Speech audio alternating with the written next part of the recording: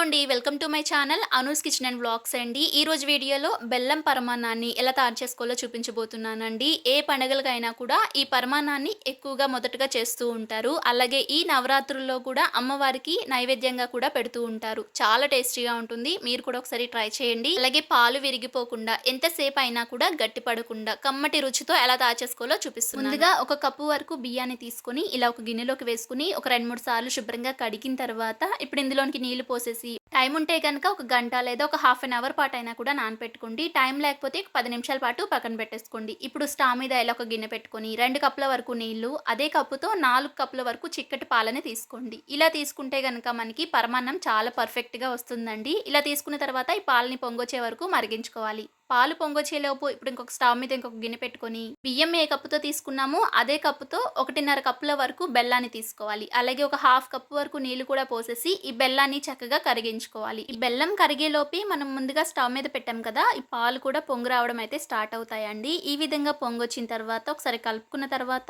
ఇప్పుడు ముందుగానే మనం కడిగి పక్కన పెట్టుకున్న బియ్యాన్ని కూడా ఇందులోనికి వేసేసుకోవాలి. వేసిన తర్వాత లో టు మీడియం ఫ్లేమ్ లో పెట్టుకుని అంతా కూడా మిక్స్ చేసుకుని ఈ విధంగా బియ్యాన్ని అయితే ఉడికించుకోవాలి. ఈ బెల్లం కూడా చక్కగా కరిగిపోయింది కదా, ఇప్పుడు మనకి ఎటువంటి పాకం కూడా రావాల్సిన అవసరం లేదండి. జస్ట్ కరిగిపోతే సరిపోతుందన్నమాట. ఇప్పుడు స్టవ్ ఆఫ్ చేసుకుని పక్కకు పెట్టేసుకోవాలి. ఈ లోపు మనకి రైస్ కూడా చక్కగా ఉడికిపోయిందనమాట. ఒక మెతుకు తీసుకుని ఈ విధంగా చేతితో పట్టుకున్నామంటే కనుక మ్యాష్ అయిపోతుందండి. ఈ విధంగా సాఫ్ట్గా అయితే ఉడికించుకోవాలన్నమాట.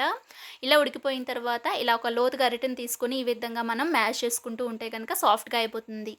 ఈ విధంగా మనకి కొద్దిగా చిక్కపడుతుంది కూడా. ఇలా చక్కగా ఉడికిపోయిన తర్వాత స్టవ్ ఆఫ్ చేసుకుని పక్కకు పెట్టుకోండి. ఇప్పుడు ఇందులోనికి అదే వేడి మీద ఒక పావు టీ స్పూన్ వరకు యాలకుల పొడిని, అలాగే ముందుగా మనం కరిగించుకున్న ఈ బెల్లం వాటర్ని కూడా స్ట్రైన్ చేసి వేసుకోవాలి. ఒకవేళ మీరు బెల్లం వాటర్ని కాకుండా నార్మల్గా తురుముకున్న బెల్లాన్ని కూడా వేసి కలుపుకోవచ్చండి. ఆ వేడికే కరిగిపోతుంది అనమాట.